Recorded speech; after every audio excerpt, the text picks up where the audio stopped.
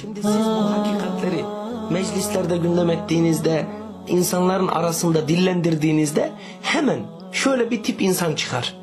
Derler ki, hocam anlattığın iyi hoş ama ya bu kadar hoca var. Bunlar bilmiyor da bir sen mi biliyorsun, bir siz mi biliyorsunuz? Bu kadar insan yanlış da bir siz mi doğrusunuz? Siz de görmüşsünüzdür böyle tipleri. Kardeşler, bu insanlara şunu söylemek lazım. Eğer bu hakikatleri anlatanlar Kur'an ve sünnete dayanıyorsa onlar doğru. Sizin gibi heva ve heveslerine göre konuşan insanlar, akıllarını vahyin önüne geçiren insanlar, yani insanların çoğunluğunun doğru olacağını düşünen insanlar da yanlış. Ne zaman hakkın taraftarları çoğunluğu teşkil etmiş? Böyle bir şey yok tarihte ya. Hakkın taraftarları hep azınlığı teşkil etmişler. Allah'tan korkmak lazım ya. Yani bu kadar hoca bilmiyor mu? Bu kadar insan yanlış mı diyerek Allah'ın kitabında açıkça söylediği, Resulullah'ın sünnetinde açıkça beyan ettiği hakikatler örtbas edilir mi ya? Bu ne kadar yanlış bir şey. Buhari ve Müslim'in ortaklaşa rivayet etmiş oldukları bir hadiste Efendimiz sallallahu aleyhi ve sellem buyuruyor ki, "Uridet aleyyel umem." Bana önceki ümmetler gösterildi. "Fera'eytun nebiyye ve ma'ahur ruhayt." Ben bir nebi gördüm ki onun yanında 8-10 tane iman eden adam vardı. Ve nebiyye ve ma'ahur raculu ev raculan. Bir de nebi gördüm. Onun yanında 1 veya 2 tane iman eden adam vardı.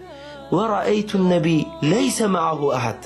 Bir de nebi gördüm ki yanında hiç iman edeni yok. Hiç. Ya subhanallah. Düşünün mesela Türkiye gibi bir topluma Allah peygamber gönderiyor. 70 milyon 80 milyon insan inkar ediyor. Sadece o peygamber tek başına hakkın müdafisi olarak kalıyor. Şimdi şöyle diyebilir miyiz? Ya bu kadar insan yanlış da bir o peygamber mi doğru? Evet. O kadar insan yanlış, sadece o peygamber doğru. Ya hiçbir zaman hak insanlarla ölçülmez. Çoğunlukla ölçülmez. Çünkü hiçbir zaman hakkın taraftarları çoğunluğu teşkil etmemiştir. Bakın Allah Nuh Aleyhisselam'dan bahsediyor. Diyor ki وَمَا آمَنَ مَعَهُ إِلَّا قَلِيلٌ. Nuh'la birlikte çok az insan iman etti. Öyle insanların çoğunluğu filan inanmadı Nuh'a. Kendi karısı çocuğu dahi inanmadı ya, yapmayın. Hatta tefsirlerde Nuh Aleyhisselam'a iman edenlerin en fazla 80 küsür kişi olduğu ifade ediliyor. Ta 3 kişi olduğunu söyleyen rivayetler de var.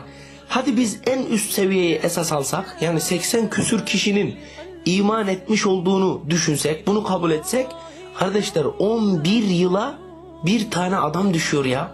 Çünkü Nuh Aleyhisselam 950 yıl o kafir kavim içerisinde peygamberlik yaptı. 11 yılda bir tane adam iman edecek. Yani hakikaten aklımız, hafsalamız almıyor böyle bir şeyi. Bugün insanlara bunu anlatmak lazım. Bak kardeş, Nuh peygambere de insanların çoğunluğu iman etmedi. Diğer peygamberlere de iman edip salih amel işleyenler azdırlar. Ali radıyallahu anh diyor ki, la yuraful hakku bir rical. Hak insanlarla bilinmez.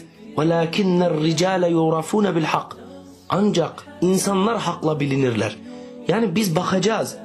Bizim anlattığımız şeyler eğer Kur'an ve sünnete dayanıyorsa insanları buna göre kıyaslayacağız.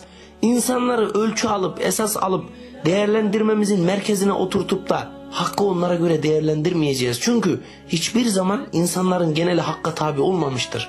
Bugün işte insanlar hocaların çoğunluğunun bizim söylediklerimizi söylememesinden dolayı bizi yadırgıyorlar. Bizim söylediklerimizi garipsiyorlar. Sanki eski köye yeni adet getiriyormuş gibi bizi değerlendiriyorlar. Böyle bir şey yok. Bugün eğer hocalar bu hakikati söylemiyorsa ya korktukları için söylemiyorlardır, Ya makam ve mevkilerini kaybetmemek için söylemiyorlardır. Ya gerçekten bu hakikati bilmiyorlardır, araştırmamışlardır. Ya da başka sebeplerden dolayı bunu söylemiyorlardır. Sen boş ver kardeşim. İbrahim Hoca'yı da boş ver. Falanca hocayı da boş ver. Sen hakka dön ya. Kur'an ve sünnetin esaslarıyla insanları değerlendir. Sen ne yapacaksın falanca hocayı? Zaten Kur'an ve sünnete selim bir kalple insan yaklaştığında hakimiyet Allah'ın mı değil mi? Gerçekten hak sadece Allah'tan gelen mi değil mi? İnsanoğlunun çıkartmış olduğu kanunların, sistemlerin batıl olduğu apaçık ortada mı değil mi? Sen bunu görürsün. Yeter ki kitaba ve sünnete selim bir kalple bak.